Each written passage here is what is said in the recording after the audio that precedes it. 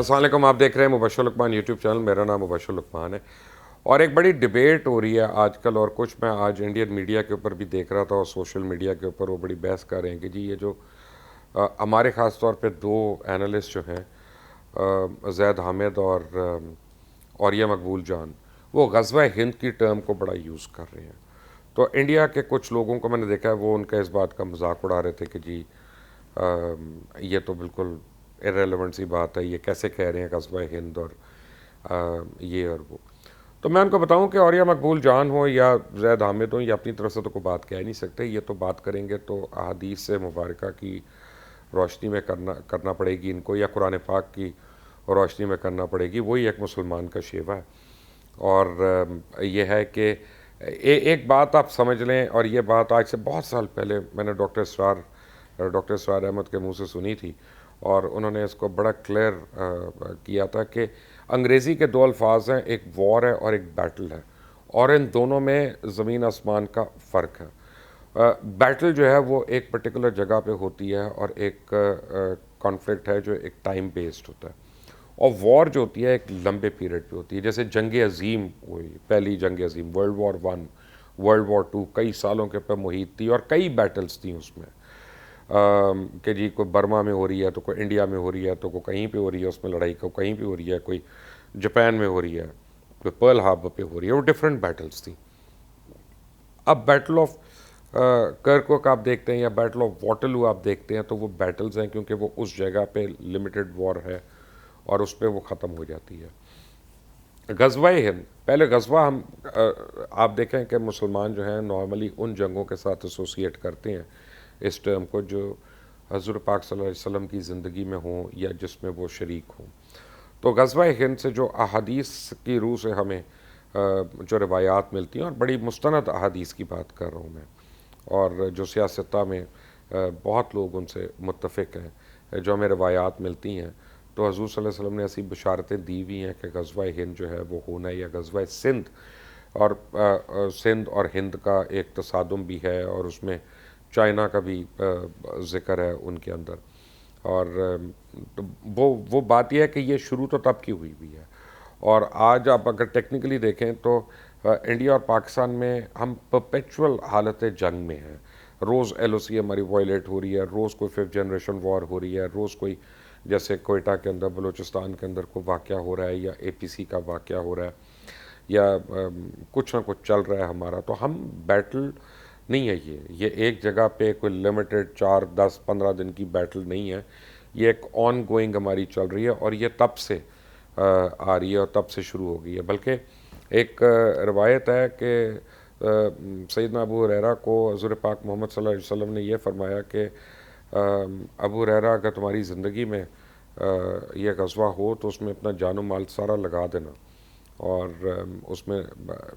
اگر شہید ہو گئے تو اللہ تعالیٰ کے پاس سرخ روح ہو گئے، اور اگر غازی ہوئے، فتح یاب ہوئے، تو پھر دوزخ کی آگ تم پر حرام ہے. تو بہت بڑی بشارت ہے غزوہ ہند کے حوالے سے. اور ہم جب باتیں کرتے ہیں نا تو بیسیکلی ہم حضور پاک صلی اللہ علیہ وسلم سے جب ہم لنک کر کے کوئی بات کرتے ہیں تو ہم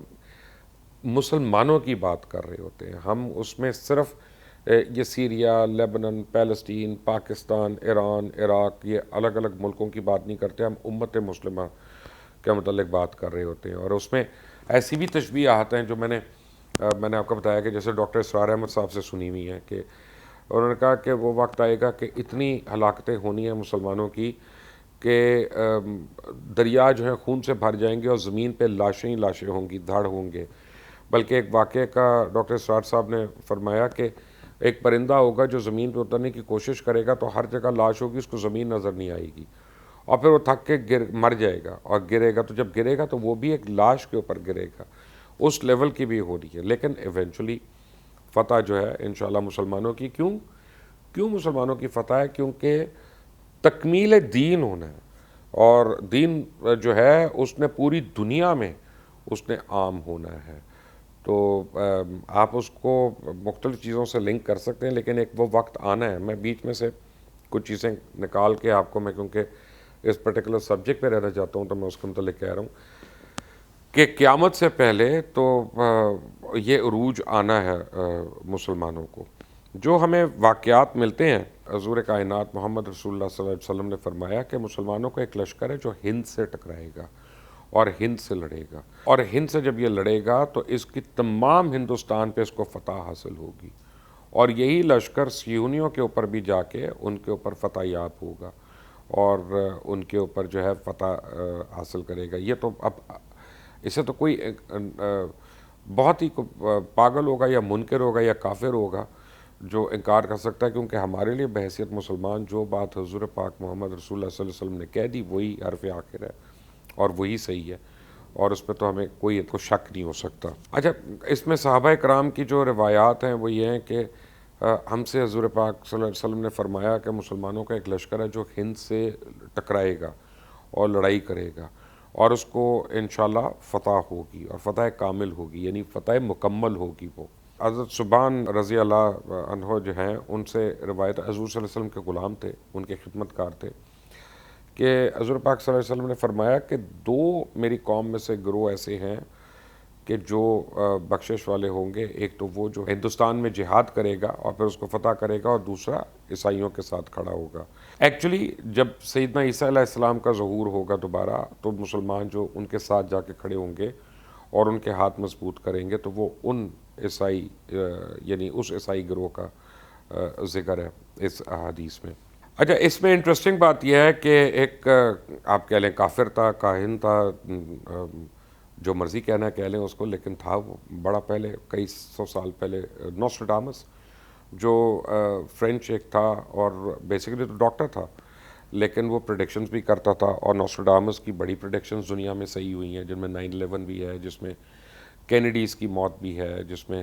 کہا جاتا ہے گلف وار بھی ہے۔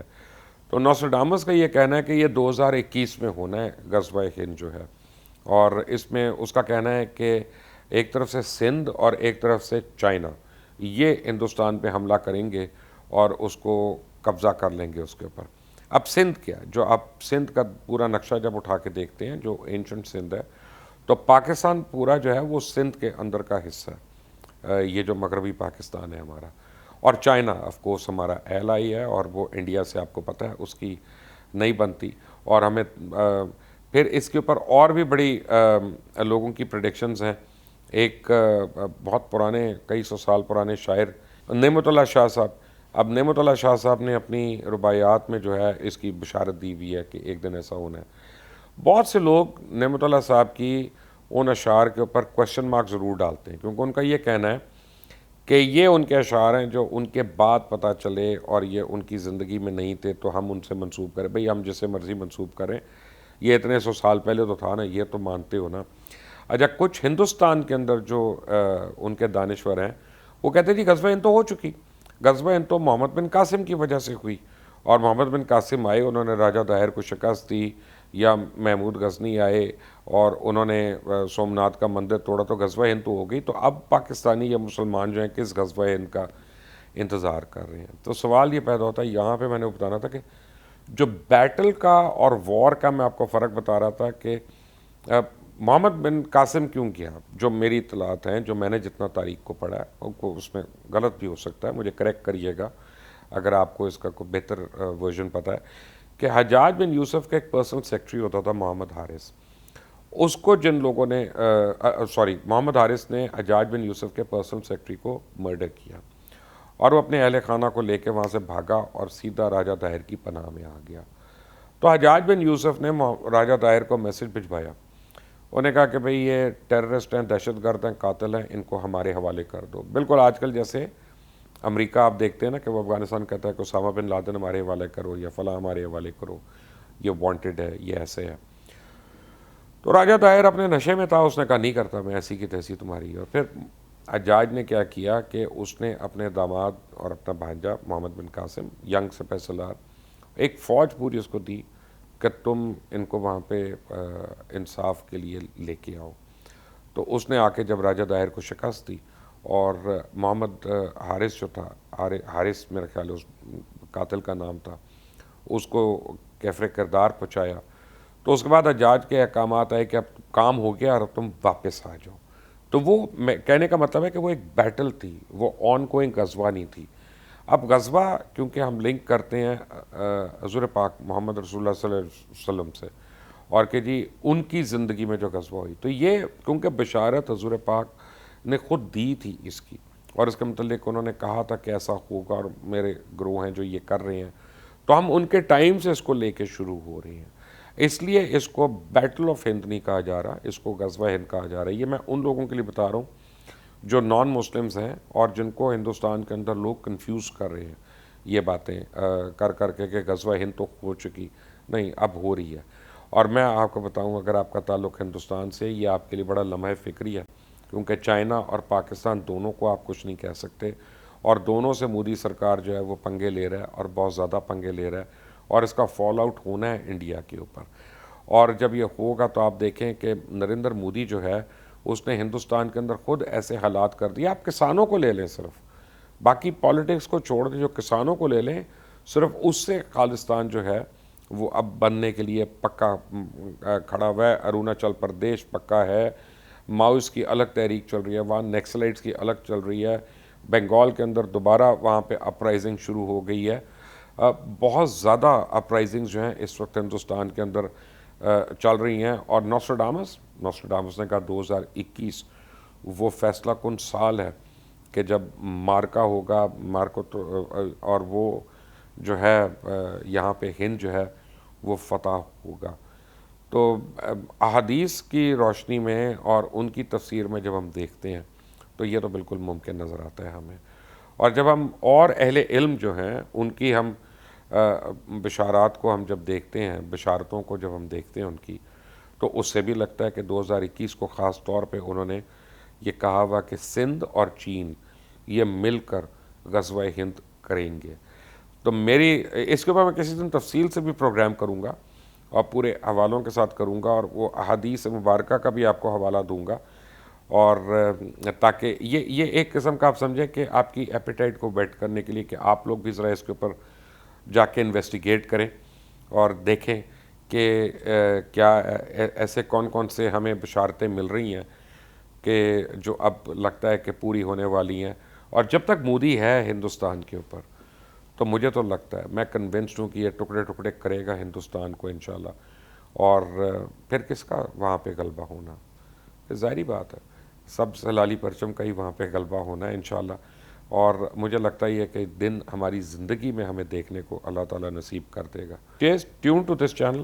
اس کو سبسکرائب کریں، بیل آئیکن کو پریس کریں. انٹل دی نیکسٹ ٹائم، اللہ حافظ.